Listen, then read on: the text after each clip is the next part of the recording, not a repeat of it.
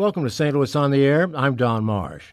It may be hard to believe that anyone has little or no access to today's digital world, but many do. Our first guests have given a lot of thought to what that means. Rory Kennedy is a documentary filmmaker whose film, Without a Net, The Digital Divide in America, will be shown in St. Louis this evening. By the way, she is the daughter of Robert Kennedy. Tom Kroenung is the director of STEM, or Science, Technology, Engineering, and Math programs for the Greater St. Louis Area Council of the Boy Scouts of America. Chris Bay is vice president of education at Launch Code. It helps people prepare for careers in the technology fields. Gentlemen and lady, thank you so much for being with us. Rory, special welcome to you. I hope you enjoy your time in St. Louis. Thank you. It's great to be here. Let me begin with you. Could you give kind of an overview of the problem that your film details? Yeah, so our film is called Without a Net, The Digital Divide in America. And it's looking at people in this country who don't have access to the internet or to technology.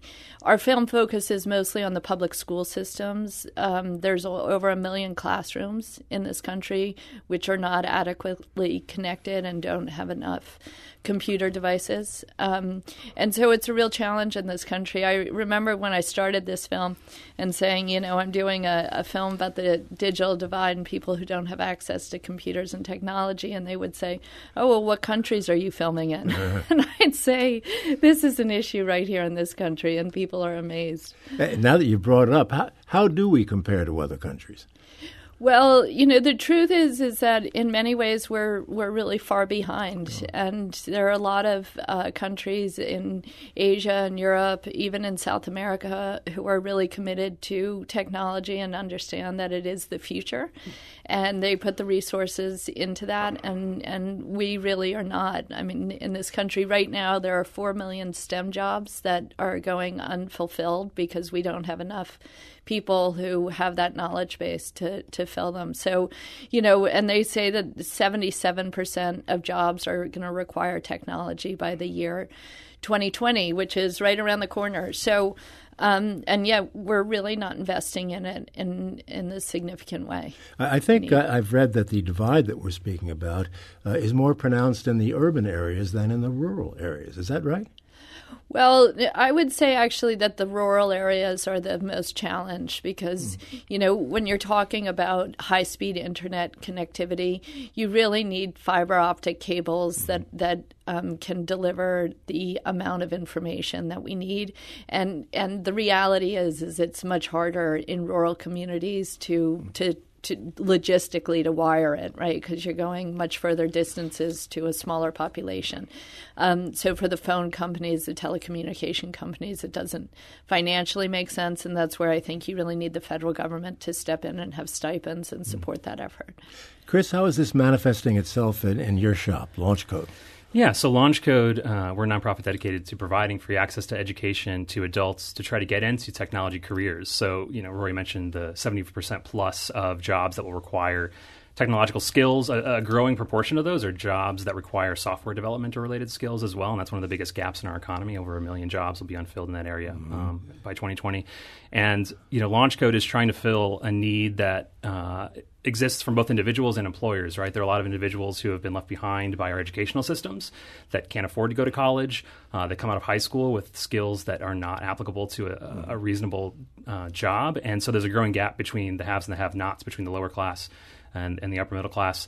And so Launch Code tries to fill that gap from an educational perspective and a job placement perspective, and to provide those job and educational opportunities to those that can't get them through the traditional means that our systemic inequalities in our country are not able to meet. Do you have any trouble filling the desks at Launch Code? We do not. No, we routinely run classes of 100 to 150 students, and we have 4 to 5 times that number of applicants. And it's a very from both the individual perspective, the individuals that are hungry for these opportunities and are willing to put in long hours and hard work to obtain them, and also from the employers as well that are really need these jobs to grow their own companies. There's huge need from both sides, and the gap is really in educational and technological access and providing the opportunities to these people that really want them and are hungry for them. Tom, I have to confess that when I saw your job title, I was a little surprised to find out that the Boy Scouts have this STEM program. What's that all about? Well, sure, Don.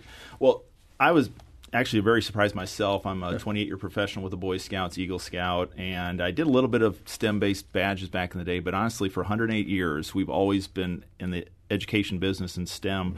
From the earliest merit badges, you could look at chemistry, architecture, they were all there, and helping our young people learn about the various sciences, technology of the day, and that's all been evolving through the years. So we were pushed by our corporate partners about 7 years ago that understanding their need with that we're impacting young people from kindergarten on up, that we can be that emphasis there to help plant those seeds early to help young people learn about STEM, the various disciplines, and even with the variety of just STEM career choices out there. And for us, just to take it even further, where we're already a very strong partner working with our various school systems. So it's been a huge leap for us and very exciting. I would never thought where we created something from nothing last 6 years and some new advancement programs, and where our families and young people just taken off just by offering more of these opportunities. Well, why do you think it is that young people don't seem as interested in the STEM disciplines as they should be? Well, it's interesting comparing where I was in school, 30, 40 years ago, and now that there's just so many different choices, so many things I think they get hit with, and whether if it's more in entertainment or just what interest they have. And so I don't know. It's interesting to us, though, where we put more emphasis in STEM that now that we make it more available, young people are coming more into the fold, but I don't know if we just got away from that or maybe just it's not as attractive as it should be, and so that we've been putting more energy into it, that it's coming around, but I think it's just taking more time, though, to just keep adding more programs and more things that will excite these young people to take it on. Rory, but isn't it ironic that it's hard to find a young person today who doesn't have some sort of a device? I mean, they're tech savvy. They seem to know how everything works and how to make it even better. It is ironic, isn't it, that they use this stuff but aren't interested in the fields? Well, I would disagree with that to some degree, because I do think that when you give the kids the technology in the classrooms, they become much more interested in learning. They get much more excited about various fields, and they want to pursue it. And that's one of the great, opportunities that we're missing, which is that it not only helps them prepare for the job market, but it gets them more excited about learning and learning specifically about STEM, initiatives. So I think that I think people, and this goes back to my earlier comment, which is the sense everybody has this technology, and what's the issue here is that the reality is that if you look at the people who have access to it, it's wealthier communities, right? So if you look at the poorer communities, they in fact don't have access. And, you might say, well, they all have a cell phone. That's, first of all, not entirely true. A lot of people don't have cell phones who are in the poorer communities. And, I found this young girl in Harlem who was at a public school in New York, and she didn't have access to technology at home or at school. And she would come home, they would assign a paper, and she would write the paper on her mom's cell phone using her thumbs. And she would, I filmed with her, and she's like, yeah, it hurts a little bit to write the paper. My thumbs crack, and I'm not really crazy about that. But, at least I can write the paper. And I'm like, are we making it physically difficult for these kids to learn? Are we torturing them?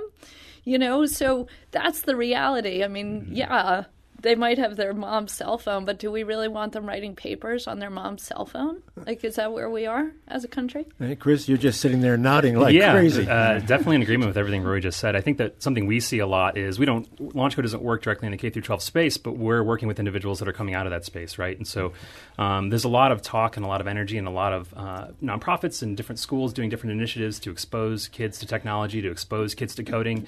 But what you don't see is those things happening at a systemic level. Missouri doesn't have any standardized computer science education in high schools. You're more likely to learn about photosynthesis than you are about how the internet works.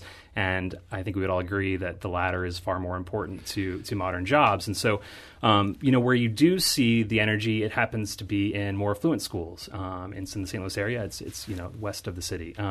You also see it a lot in sort of gifted or after-school programs. And we're talking about skills that need to be core skills for these young people. We're not serving them properly, and we're just creating larger, potentially, economic and educational disparities for the future generations. Tom, what do you and the Boy Scouts do to help these kids learn the technology and work with the technology? Do you provide equipment, that sort of thing, or do they have to have it on their own? In most cases, we provide it just because the lack of, and then we host a lot of events. We're pretty proud that practically every weekend with either things we do through our volunteers and other just corporate partners in our communities, that we just host a lot of variety of workshops that gets young people into using tablets or various computers, and if they're doing things with digital technology, coding.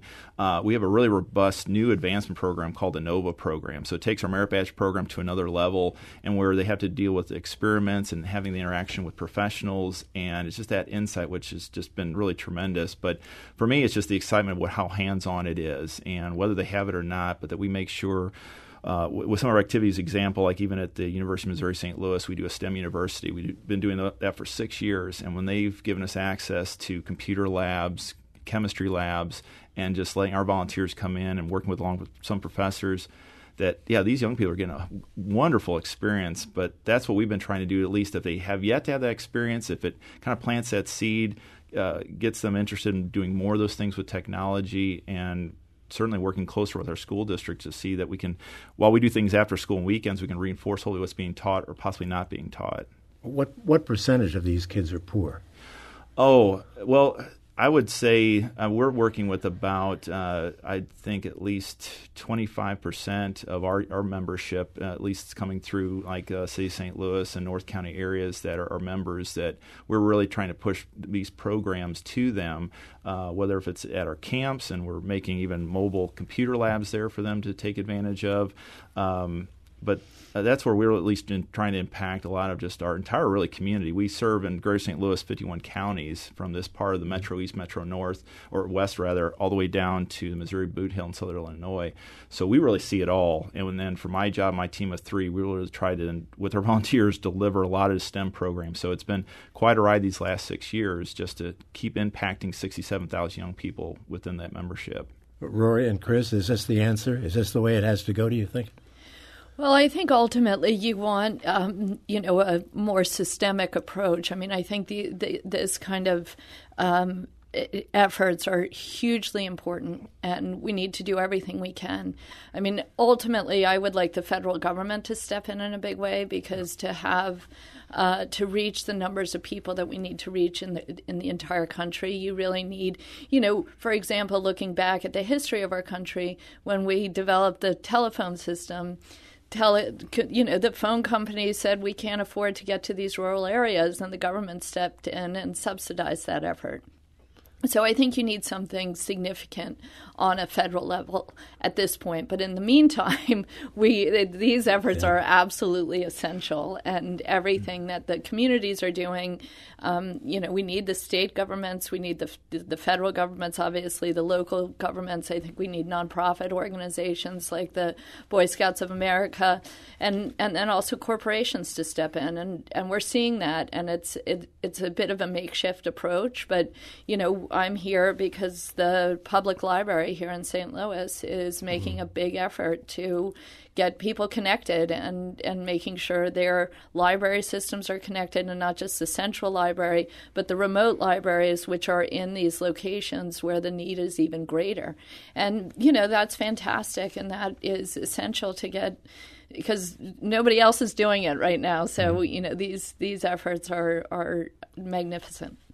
Chris, I have to take a break, but let me ask you if more government help is the answer. I think it's a big start. I think there also need to be more local solutions, the library systems. I also think that the workplace dynamics and the dynamics around hiring need to shift as well, to create alternatives to traditional educational barriers that keep people out of these jobs and prevent people from taking advantage of opportunities as well. Well, I have to take that break now. I'd like to invite our listening audience to come into the conversation if they'd like to. 382-8255 is the number. That's 382-TALK. Send us an email if you like to talk@stlpublicradio.org, or if you would prefer to send a tweet, we'll take it at STL On Air. Back to continue our conversation on the digital divide in just a moment. This is St. Louis on the Air on St. Louis Public Radio, 90.7 KWMU.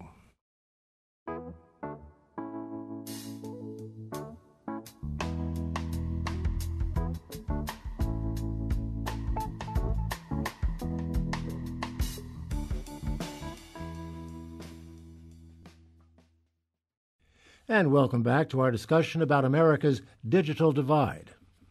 One of the things that I found, and it's been mentioned several times here, Rory, is the fact that what the libraries are doing. You can't go into a library in this area without finding a big room with a lot of computers in it and a lot of people doing their thing with the computers. It's got to be a key component. It's a huge component, and I'm so impressed with the St. Louis Public Library, and I think they really are forward-thinking in their approach to this issue, and really moving towards an effort to make sure all of their libraries are wired, that there are computers there. And I love their initiative where they also will have mobile Wi-Fi devices that people can take into their own homes. That's a huge issue. And we found that with the public schools, that even if a public school invested in the new technology, internet, and the computers and teacher training, that often the kids would then go home and have these homework assignments and not be able to do them because they required that connectivity. In one location we filmed in Coachella, California, which is one of the poorest school districts in the country, they put Wi-Fi devices on the buses. And then they left the buses at night in these poor communities. And you would go out and there would be, 10 or 15, 20 kids doing their homework right near the bus. And you see that here now in St. Louis, where even after the library doors are closed, there are kids out there doing their homework outside of the library. I mean, this is how desperate these people are and these kids are, and how much they want this. They want to learn. They want to be connected. They want the technology.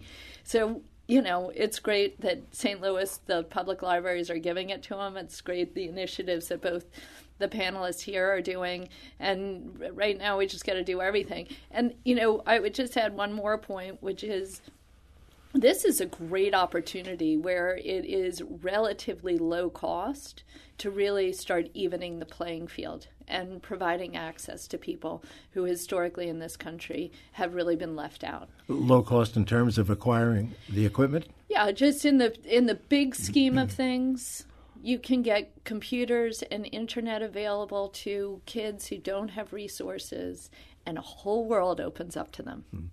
I understand that, but I also understand the problem that municipalities, school districts have financially across the board, rural, suburban. Well, that is very true. And I think that, when we address that issue in our film and look at kind of the more systemic issues in our education system, which is tied to the real estate and the property values of the local districts. So, if you're in a rich, wealthy, well-endowed neighborhood, your school is going to be better because they're going to have more money. And if you're in a poor district, it's going to be worse off because you don't have as much. And so I do think that we need, as a country, to address that larger systemic issue and make sure that, all of the schools have the basic needs. I mean, there are certainly schools out there that don't have enough. And my kids go to a public school and the teacher says we don't have enough pencils. It sends me an email saying, can you get us some erasers and pencils and glue sticks, right? So I understand that issue and that challenge, and I think it's a question of what our priorities are, and I think we should be investing in the young people in this country because they're the future, and we need them. You talk about more government assistance, and if the school districts are having difficulties financially, government is too. I mean, again, it's a question. You say it's not expensive, but any expense is a problem for state, local, and not even the federal government. Well, then it's a big question of priorities, right? I mean, how much money do you want to be spending in military and wars and versus educating the kids in this country? So that taps into kind of larger issues that we need to deal with as a nation and what we want to prioritize. And personally, my belief is that we want to make sure that people have the basics in this country, that they have enough food, that they have housing, that they have the basic needs in, the education system. I mean, there's schools right now in the country, I believe in Oklahoma, where they're down to a 4-day school week because they're not investing, and there's teachers who haven't gotten raises in 10 years. So, are we as a country going to just let these people fall behind and not invest? I think it needs to be multifaceted and approach these issues systemically. And I think the technology is certainly a very important aspect of kind of the pie. You have to wonder, though, in today's political environment, whether the will is there on the part of government to get involved in this, whether it's necessary or not, whether the mood is right.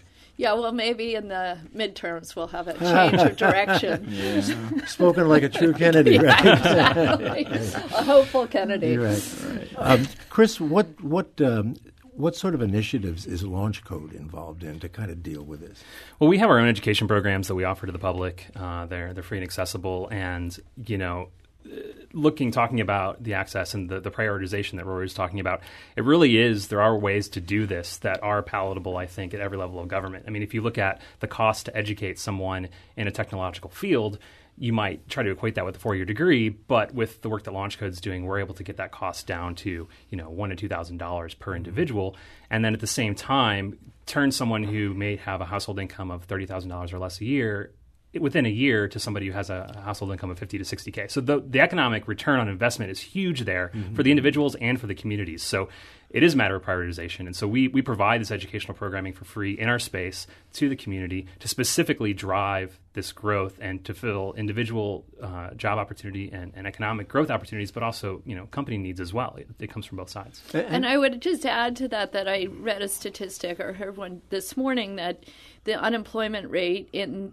this state is 2% for graduates, for college graduates, right? So, that's pretty darn good. And that says to me that these kids who do have the education, who do have the tools, there's jobs out there.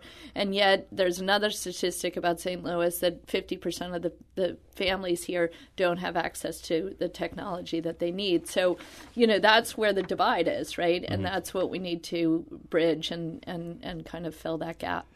Then we're right in line with the statistics I have from the Pew folks, in which they say that about half of blacks and Hispanics have internet access at home. That's half. That's 1 out of 2. Yeah, and that means half don't. Half don't. And it takes us right back to what you were saying before about the more affluent districts who are able to do it. Right. Tom, where is this taking us? We've heard some figures with regard to the number of technology jobs, IT job, what have you, that are going to be out there in the future. We're just going to fall farther behind, aren't we? Correct. I mean, as this trend continues. Yeah, at least what I've learned the last 6 years, and I really got to give credit to Rory on what she's put together to really bring more attention to this crisis. And I think there's a lot of things with STEM and just filling those career gaps, but also just where do companies want to be in the next 15, 20 years? And if they're not investing now, and even from our federal government on down, state governments, our corporations, our local communities, just thinking really about these questions. And I really just appreciate how she summarized a lot of these issues. And if we're not really tackling these now, and that's the reason why I think for the Boy Scouts nationally that we really want to step up. We really appreciate how at least folks have noticed our impact on planting these seeds early and just making sure more people are aware of what's going on versus just ignoring it or having no idea.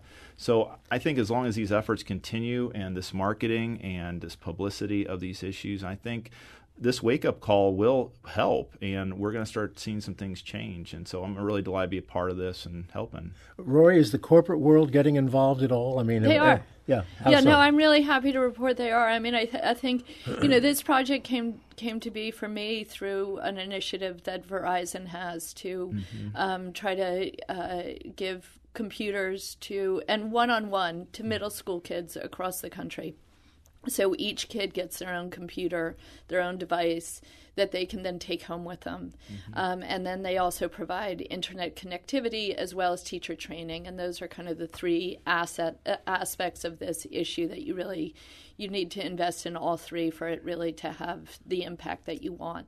Microsoft is getting involved. There's also foundations. Bill Gates is actively involved in this issue.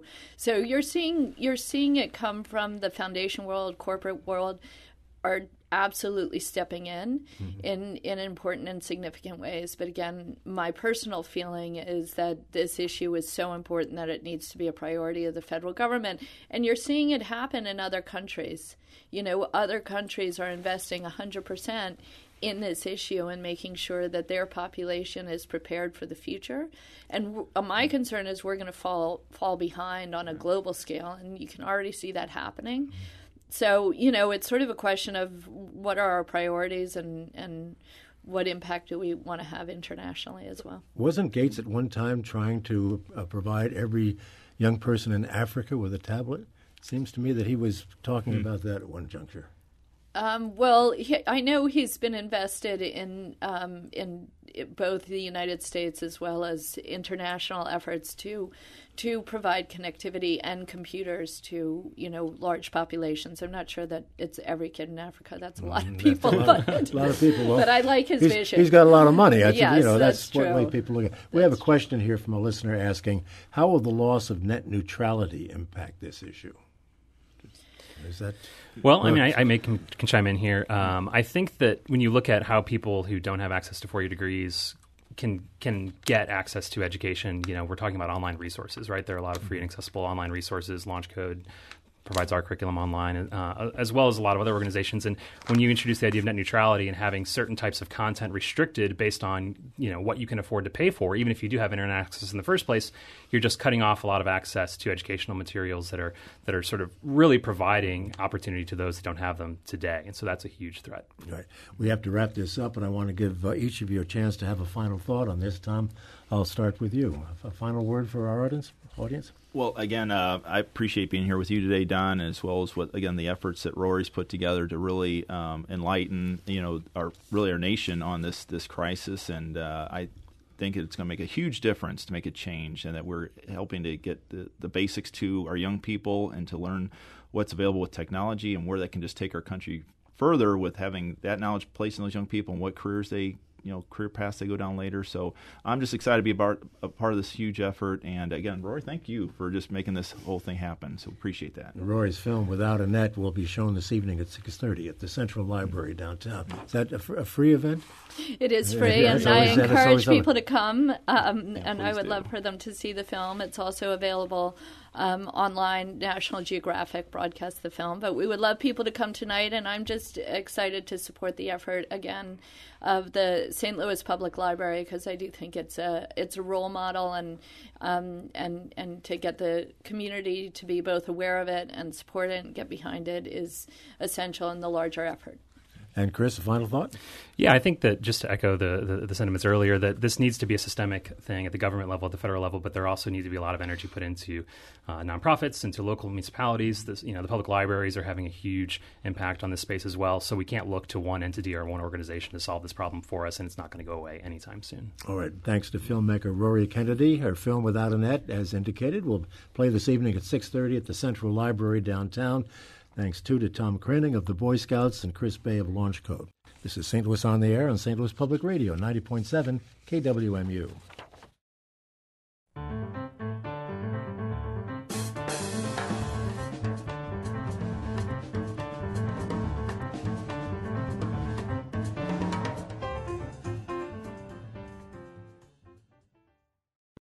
Support comes from Missouri Forest Products Association, committed to sustainable and sound conservation of the state's forests, which support more than 41,000 Missouri jobs, resulting in a $10 billion industry.